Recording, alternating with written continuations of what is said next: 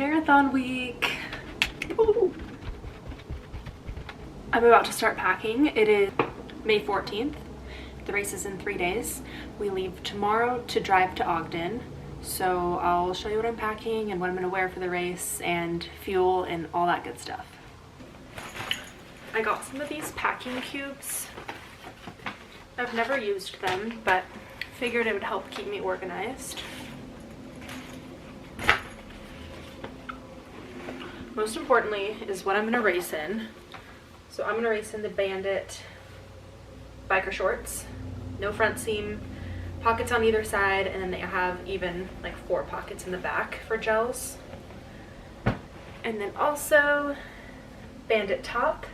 It's got a pocket in the back and 2 pockets on either side, and your phone fits in those, so that's super nice. I wanted to wear like a bright, fun color, but honestly, functionality was more important to me. So I ran many long runs in this set, and it doesn't ride up, it doesn't like chafe at all, it's perfect. So that is what we're going with. And I'll do just these Belega socks, Spy running belt. This also fits my phone, and gels, so I've got lots of storage.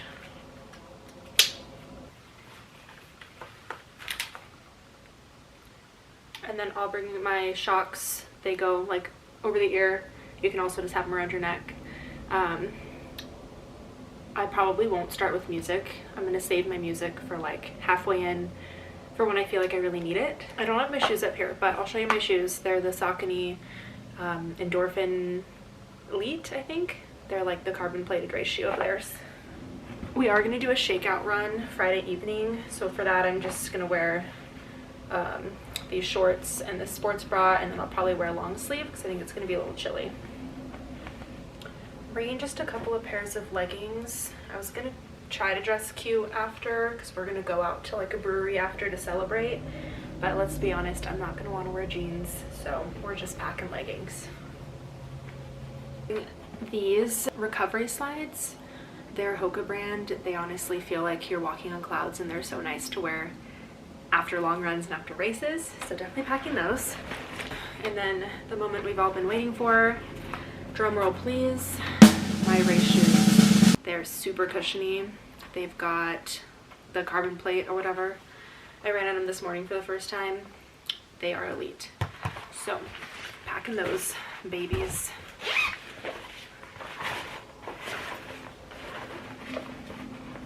Other than that, I just need to, I think I'm gonna bring some food. I mean, we can go to the grocery store there. We're staying in an Airbnb, but it might just be wise to go get bagels and oatmeal and things to bring. All the carbs. We are eating carbs. Other than that, I just have like my toiletries and stuff, and then packed up, ready to go. I'm gonna go get a spray tan tonight, and we're also gonna go look for throwaway clothes. So we get bussed up to our starting point at 5 a.m. so it's gonna be pretty cold, and we're starting like up at high elevation, and then we run back down to town. So I have some old sweats that I think I'm gonna bring, because then you can just take them off and they'll donate them at the start, but I need like a long sleeve or a sweatshirt of some sort, so I'm gonna go look for that too. This might be a little bit weird, but I wanted to make a dinner that was just a lazy girl dinner for a girl who's trying to carb load for her marathon in 3 days. I made a bunch of pasta with pesto, and I put a can of tuna in it. I don't know if that's weird, but I also wanted to, of course, get protein. Those have 33 grams of protein, and then this is just like the biggest bowl of pasta that I've ever seen. So protein and carbs, and honestly, it's really good. The tuna and the pesto combo.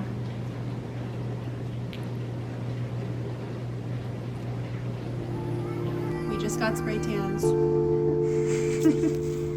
Sun-kissed by sparks. Good morning, it's the next day.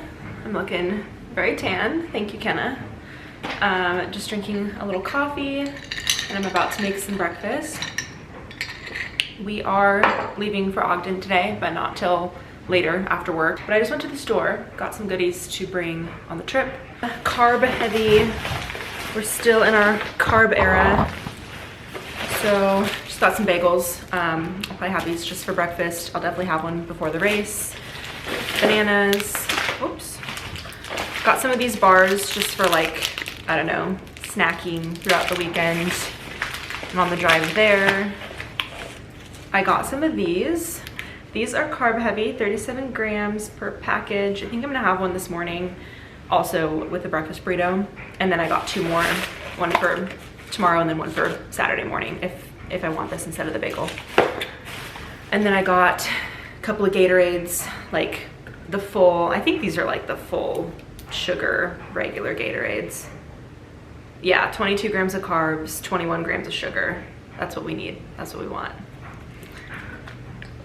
I've been meal prepping breakfast burritos just for an easy grab and quickly heat up option in the morning. So I'm gonna heat this up. I know the microwave is like not the best thing, but I just quickly throw it in the microwave, and then I'm gonna just put a little bit of butter on the pan and then like sear it up on either side.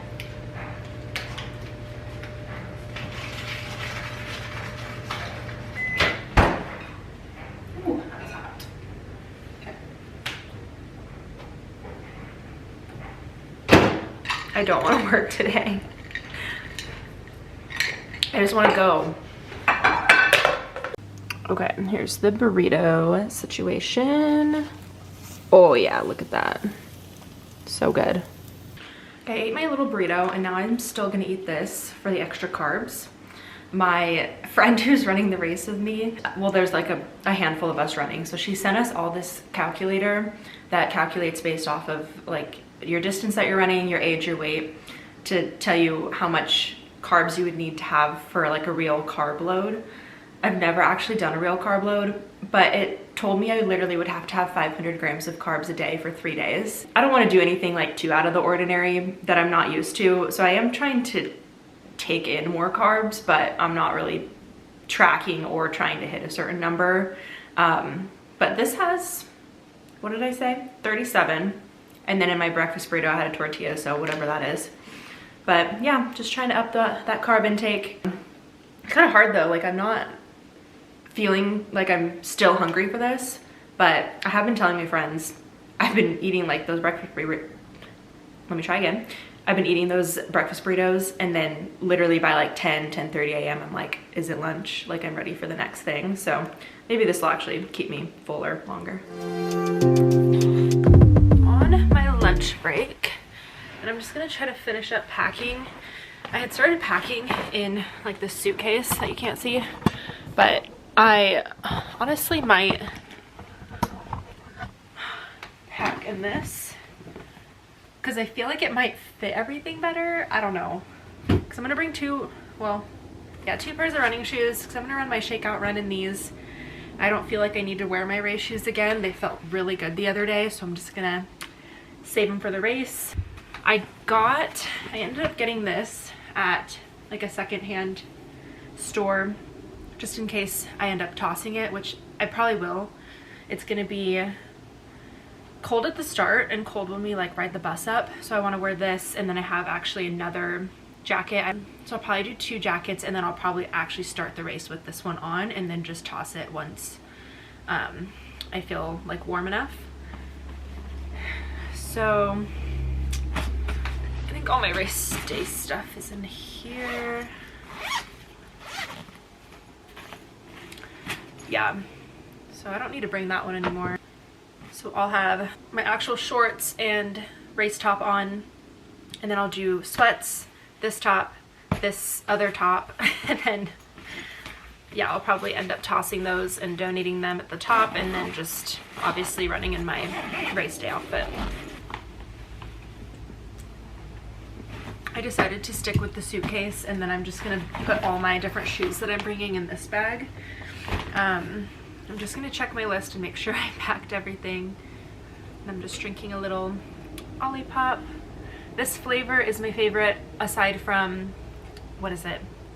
I think it's lemon ginger, or maybe it's just ginger, but I can't find that one a lot of the time, so then I usually end up getting this one. Okay, yeah, I have checked off everything on my list, so if I forget anything, it's because I forgot to put it on the list in the first place. We made it to Ogden last night, kind of late, like 11 p.m. Hung out for a little bit at the Airbnb and then just went to bed. It's the next day, it's Friday, a marathon's tomorrow, but we're gonna go to breakfast and then go to the expo and then probably just chill all day, and then later this evening I'm gonna go do a shakeout run, probably just 2 or 3 miles, nice and easy, get the nerves out, get the legs moving, and then we got the marathon tomorrow. I've dated Yes. guys that think it's weird that we share food, but We're just literally passing the pancakes around. Thanks, Skyla. it's like that. I wish I would have got that. Mine? Wait, Oh, I got a text yesterday. You know, get a text yesterday? Oh, no, I could did. Pick up. We'll see you. Oh, at the, it says it. Skyla, if you just read the whole text. what does it say? This is literally what I did from your text. Just read the whole thing. We just ate breakfast at a place that we think used to be a Sonic or a Wendy's, but they have revamped it into a breakfast place. It was actually really good. Don't you think? Fire! It was good. Good Okay. coffee, too. Yeah. And now we're gonna go to the expo and pick up pick up our packets for the race. Okay, bye.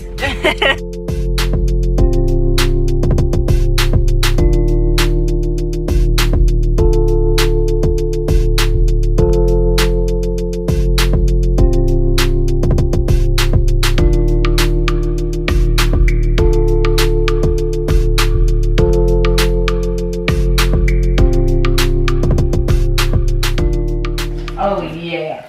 We said we wanted to stay off of our feet before the marathon, but instead we're making TikTok dances. Yes! Yeah. Get up off of that thing. Okay, are we ready? Are we ready? Get up off of that. Yeah. Ready? Hey. Hey.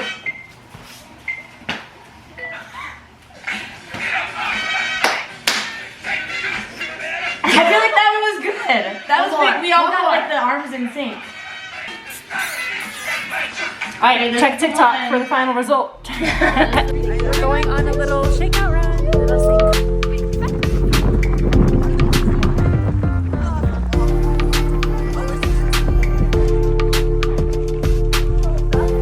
It is 8:30. Gonna go to bed soon. Yeah, we went to dinner, did our shakeout run, just been hanging out, chilling, trying to get all prepared for tomorrow. Here's the outfit. There we go. Alarm set for 3:30 a.m. tomorrow. We gotta be on the buses at 4:45 to 5 a.m. I'm guessing it's probably about an hour up to the start, and then race starts at 7. So.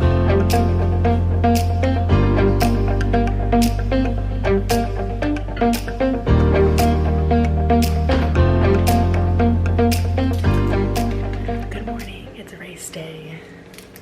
We're getting this hydration started.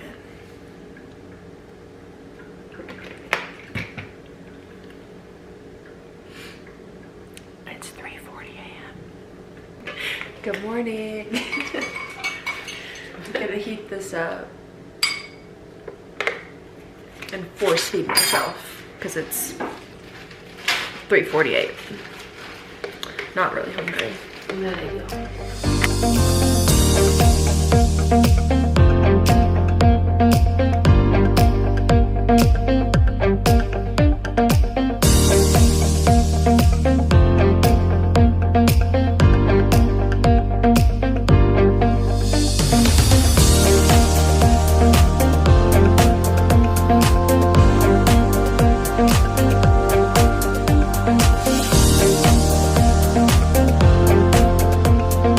Got my coffee, my bagel. This is an iced coffee. That's not a nice bagel. Toasted bagel, This is iced coffee. This is an iced bagel and a toasted coffee. Drew, say hi to my vlog. What a high vlog. The baby girl podcast. Okay, we're gonna And I was thinking pin about this it. guy. This is good if I just have my own bag like this. Pick out. Oh, I don't want to put holes in this shirt. But I guess that's what we've come to.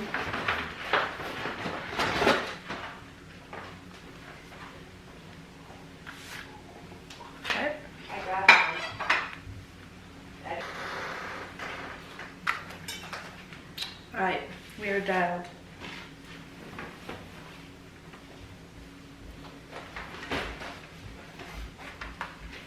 You getting an exclusive behind the scenes? Oh, what a treat.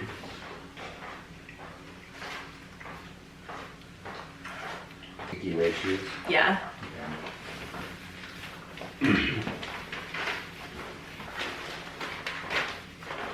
are feeling light today. Let's go, baby. I love my little color scheme I've got going on. Right, 4:50 a.m. We're going to the buses. Marathon day. Marathon.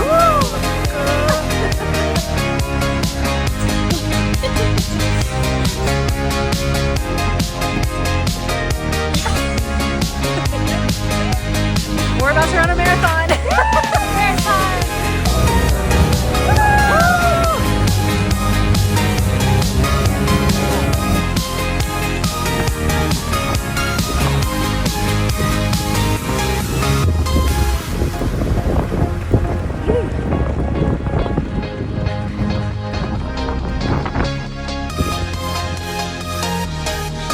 Insane. Beautiful. 20 miles, 6 left.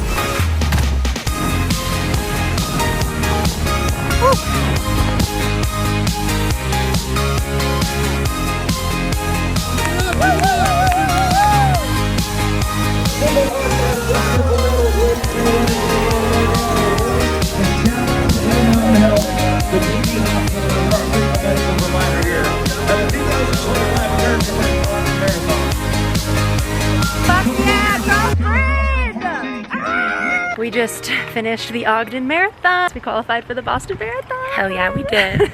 Boston, girls trip, loading. Hey, my brain was loading on that. Can hardly walk now. Scared to take my socks off. Ready to eat and drink a beer.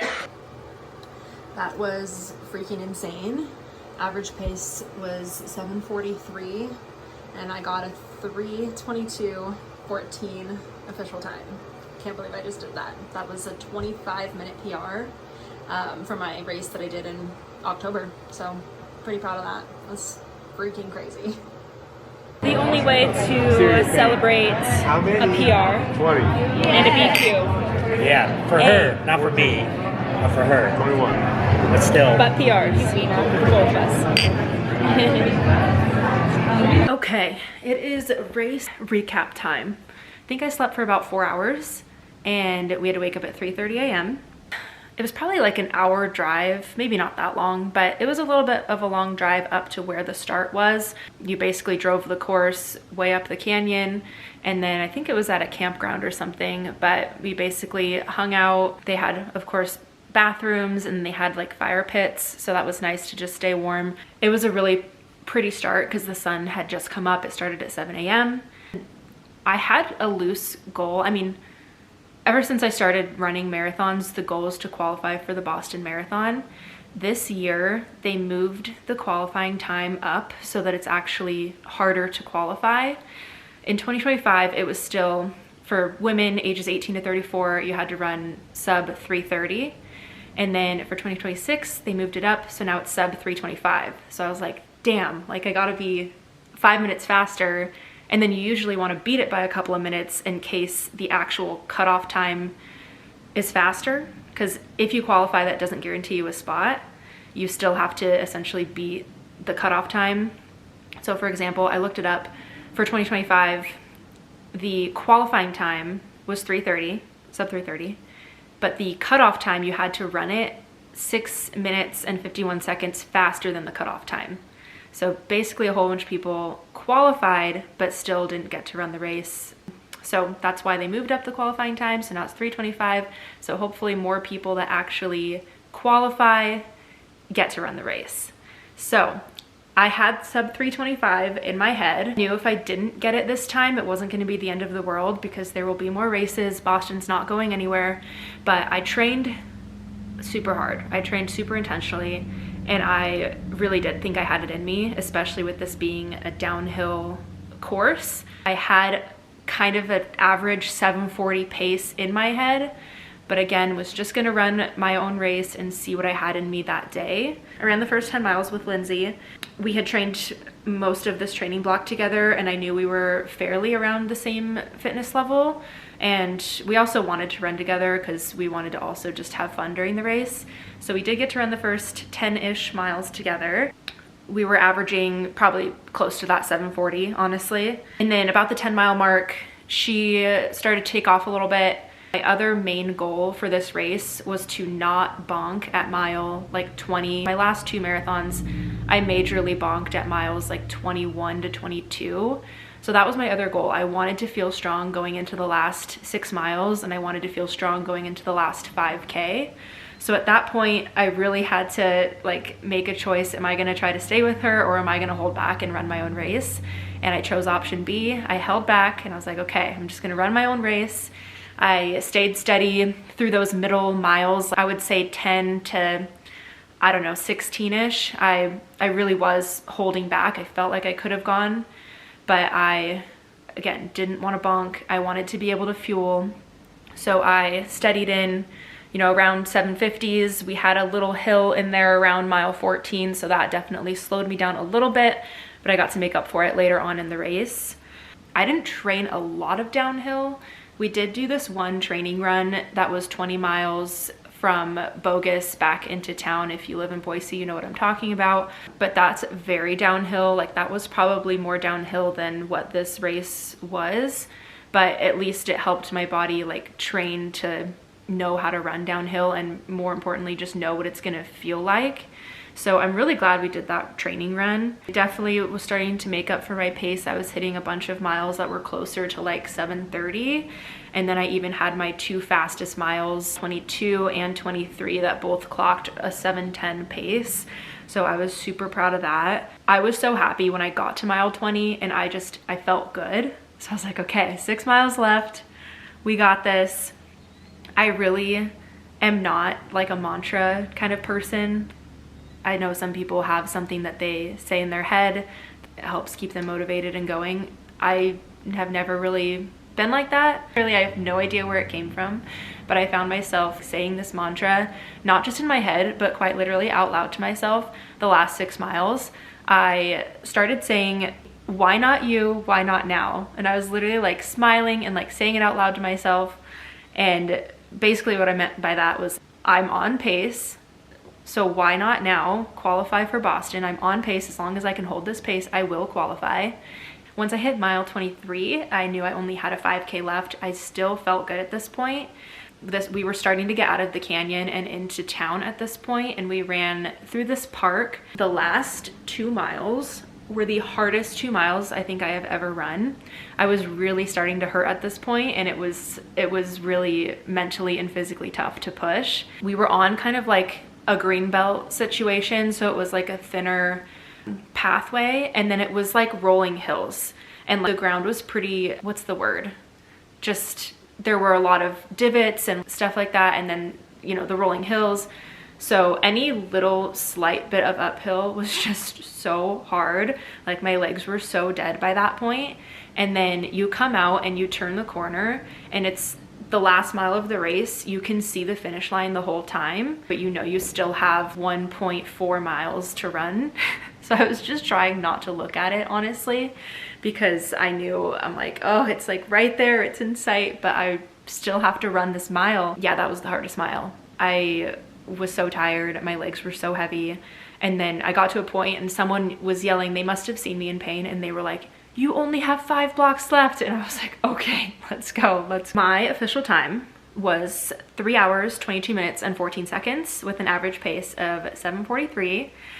I really think having a community to run with too was, I would say that's the biggest thing that helped me. I started going to, you know, run clubs and met some girls that were around my fitness level, and honestly, some of them, you know, faster than me. So they pushed me. We all were training with the same goal in mind. We're all just as psycho as the next person when it comes to running and racing and marathons.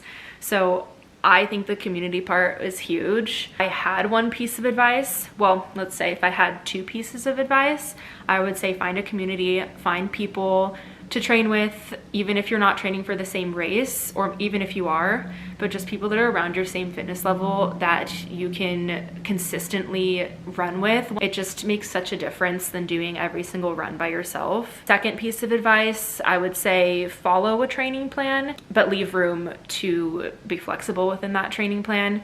I have worked with a coach in the past and it was great. I learned a lot. I learned a ton, mostly on how to structure a plan. I don't really feel like I personally need a coach for like accountability. I can do that on my own. For this training block, I used the Runna app just to kind of help structure what my weeks would look like. And also I really like the speed workouts that they put into the training plan.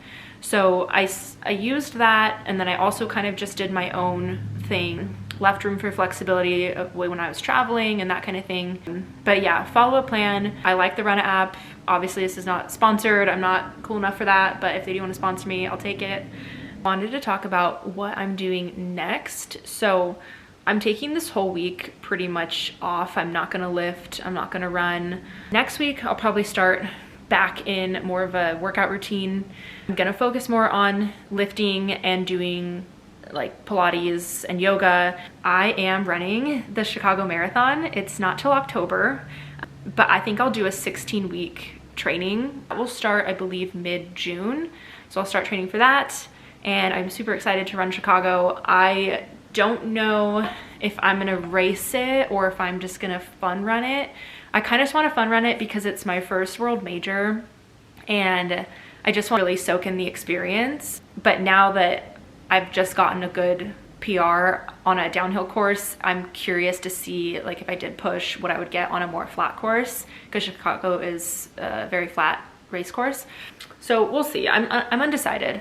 But yeah, Chicago coming up in October, so getting excited to start training for that. Camera's about to die, so thank you for watching, and make sure you like, subscribe, follow, all of that good stuff.